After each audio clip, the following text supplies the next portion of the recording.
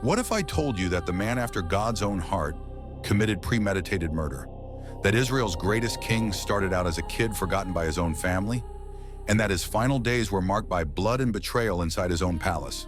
Stick around till the end, because secret number 5 is going to shatter everything you thought you knew about David. You know David as the little boy who killed Goliath, as the psalmist who wrote the most beautiful poems in the Bible. But the real story of David is way more dark, more human, and more shocking than you could ever imagine. Today we're diving deep into the behind the scenes of Israel's greatest king's life, from the moment he was secretly anointed to his deathbed. And I guarantee you'll never see David the same way again. So buckle up, grab your coffee, hit that like button, and come with me on this historical journey. Bethlehem, around 1040 BC. The prophet Samuel gets a direct order from God: anoint a new king to replace Saul. He goes to the house of Jesse, a sheep farmer from the tribe of Judah. When Samuel arrives, Jesse presents 7 sons. One by one, Samuel thinks, surely this is the one, but God rejects them all. So Samuel asks, are these all your sons? And Jesse answers, pay attention to this. Well, they're still the youngest, but he's out in the field watching the sheep. You see that? David's own father didn't even think it was worth calling him in. David was so irrelevant in the family that he was left in the field. The Bible records in 1 Samuel 16:11-12. There is still the youngest, but he is tending the sheep. And when David finally arrives, dirty, smelling like sheep, God tells Samuel, rise and anoint him. This is the one. First dark secret, God chooses the rejected. That kid his own family considered insignificant would become the direct ancestor of Jesus Christ. Does that give you chills? After killing Goliath, David didn't become some pacifist psalm writer. Nah. He became a killing machine. 1 Samuel 18:27 records something disturbing. To win the hand of Michal, Saul's daughter, David needed to bring 100 Philistine foreskins as a bride price. You know what he did? He brought 200. That means David killed 200 men, mutilated their bodies, and presented the trophies to the king. And the Bible says Saul became even more afraid of David. But wait, it gets worse. When David was running from Saul, he formed a private army of 600 men. Who were they? 1 Samuel 22:2 reveals, those in debt, the bitter, and the discontented, a group of desperate mercenaries. And you know what David did with this crew?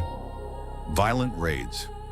1 Samuel 27:8-11 tells us David attacked entire peoples, Geshurites, Girzites, Amalekites, and he left neither man nor woman alive, so that no one could tell King Achish what he was really doing. This is the real David, a brutal military strategist. The Bible doesn't hide it. It's right there in Hebrew, documented. David had blood on his hands long before he became king. And now we come to the darkest episode in David's life, the one that almost destroyed his kingdom. Springtime Jerusalem, around 990 BC, the season when kings go out to war, but David stays home. One afternoon, he's on the palace rooftop and sees a woman bathing, Bathsheba. Her name, Bathsheba, wife of Uriah, one of David's 37 elite warriors, his most loyal men. David sends for her. He, the king anointed by God, commits adultery, and she gets pregnant. Now pay attention to the coldness of David's plan. First, he calls Uriah back from war, tries to get him to sleep with his wife to cover up the pregnancy. Uriah refuses out of loyalty to his fellow soldiers.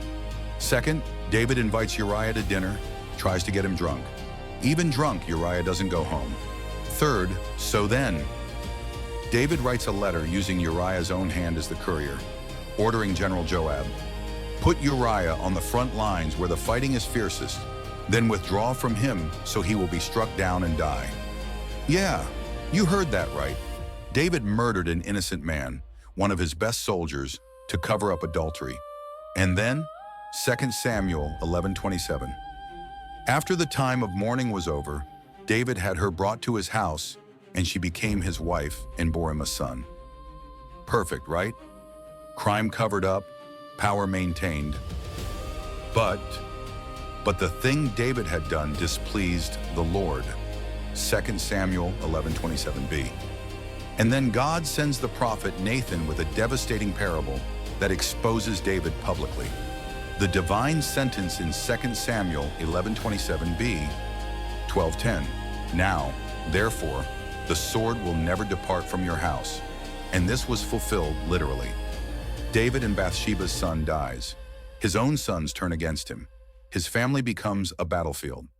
Secret number 4, the destroyed family, incest, rape, and fratricide, 9 o'clock to 11:30.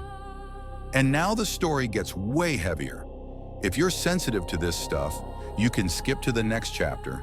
But this is in the Bible.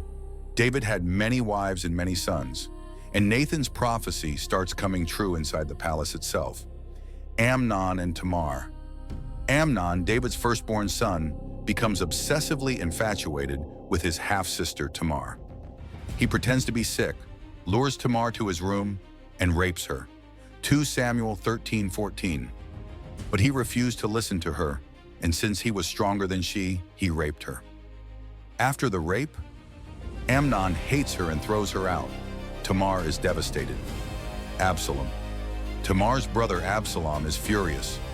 And you know what David does? Nothing. 2 Samuel 13:21 says, King David was furious, but he doesn't punish Amnon. So Absalom waits 2 years, plans coldly, and has Amnon murdered at a feast. But the tragedy doesn't stop there.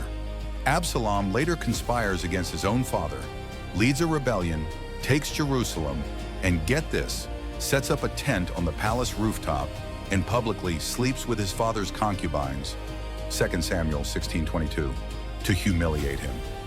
Yeah, the same rooftop where David saw Bathsheba. The divine irony is brutal.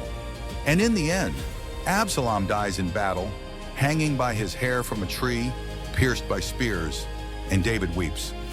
Oh, my son Absalom, my son Absalom, if only I had died instead of you. But it's too late. The sword never departed from his house. And now we get to secret number 5 that I promised you. David's mistake that you've probably never heard about. At the end of his reign, David orders a military census of Israel. Sounds harmless, right? Wrong. Why? Because he was counting his soldiers with pride, trusting in military strength instead of trusting in God. Even Joab, his bloodthirsty general, tries to talk him out of it. Why does my Lord want to do such a thing? But David insists. After the census, David was conscience-stricken. He realizes he sinned. God sends the prophet Gad with 3 punishment options: 7 years of famine, 3 months fleeing from enemies, 3 days of plague. David chooses the plague. Let us fall into the hands of the Lord, for his mercy is great. And then the unthinkable happens. 2 Samuel 24:15. An angel sent by God kills 70,000 Israelites in 3 days. 70,000 people dead because of one man's pride.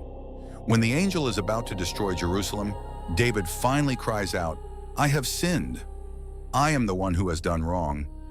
These are but sheep. What have they done? Let your hand fall on me. And God stops the destruction. But the damage was already done. This is one of the most disturbing episodes in the Bible, and it shows that even a man after God's own heart can fall into catastrophic pride. Fast forward to David's final days. 1 Kings opens with an embarrassing scene.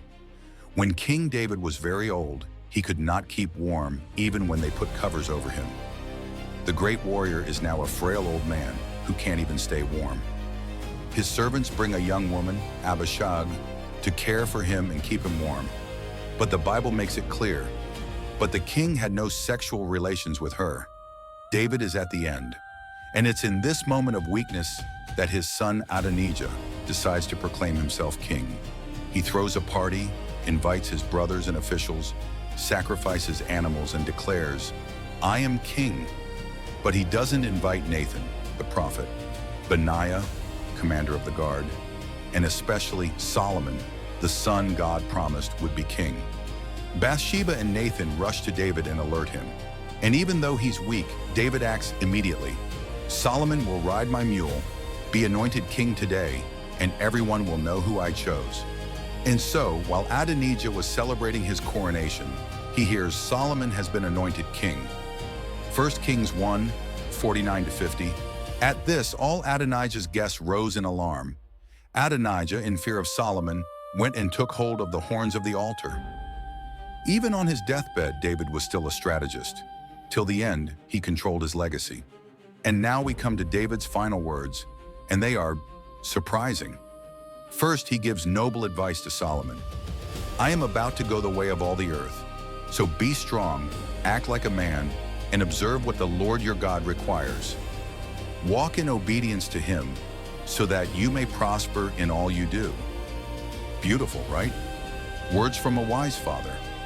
But right after, David gives instructions for revenge about Joab, his general who murdered 2 innocent commanders. Do not let his gray head go down to the grave in peace. Bring his gray head down to the grave in blood. About Shimei, who cursed David, do not consider him innocent. Bring his gray head down to the grave in blood. See? Even at the end, David is a mix. Wisdom and vengeance, faith and political calculation, love for God and blood-stained hands. He doesn't die a saint, he dies human. Then David rested with his ancestors and was buried in the city of David. He had reigned 40 years over Israel, and thus ends the life of Israel's greatest king.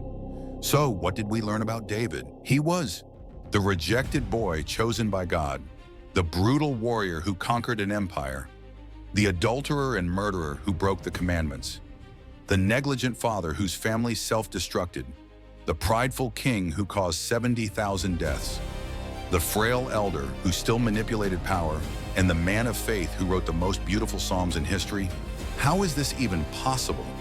Because David was never called a man after God's own heart for being perfect. He was called that because he always returned to God after his mistakes. When Nathan confronted him, he didn't kill the prophet. He confessed, I have sinned against the Lord.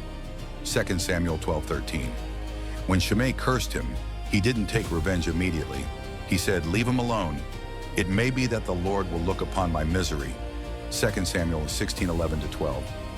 David fell many times, but he always got back up. And you know what that means for you? That God doesn't need perfect people. He needs real people. People who mess up, who struggle, who fail, but who don't quit seeking God.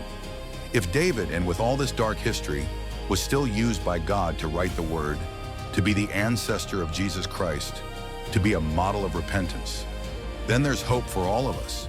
If this story impacted you, drop that like, because it helps more people discover the real David, not the sanitized version.